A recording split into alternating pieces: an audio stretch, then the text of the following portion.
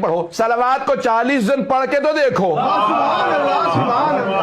صلوات کو 40 دن پڑھ کے دیکھو، اور ایک تسبیح استغفار کی عشاء کی نماز کے بعد 40 دن۔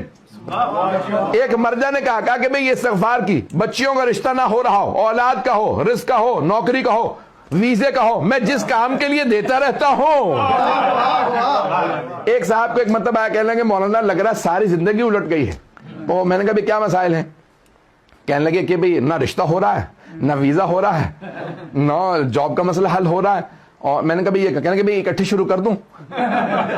میں نے کہا بھئی جانتا ہوں پریشان ہے، ایک وقت میں ہمارے وہ مرجع نے مجھے جو میں نے سنا تھا کہ ایک وقت میں ایک کام کے لیے، تو ہفتہ نہیں گزرا تھا ان کا فون آ کے کہ پہلا کام ہو گیا، چھوڑ کے دوسرے پہ شروع کر دوں؟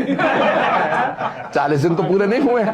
تو میں نے کہا کوئی مسئلہ نہیں ہے، دوسرے پہ شروع کر دیجئے۔ فوراً ان کا 10 دن 11 دن بعد فون آیا کہ دوسرا کام بھی ہو گیا، ایسا تو نہیں کہ ریورس ہو جائے، میں اگلے پہ چلا جاؤں؟ میں نے کہا نہیں، شروع کر دیں۔ تو تیسرے پہ، تو 40 دن کے اندر اندر ان کے تینوں کام ہوئے۔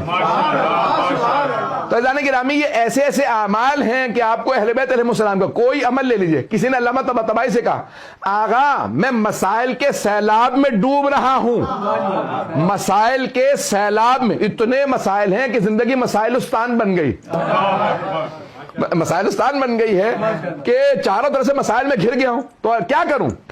مجھے لگتا ہے میری زندگی ختم ہوتی نظر آ رہی ہے، کچھ کام نہیں ہو رہا۔ تو کہا جتنے سیلاب آئے ہوئے نا، مسائل کا سیلاب آیا ہوا، اس سے بڑا سیلاب صلوات کا لے آ۔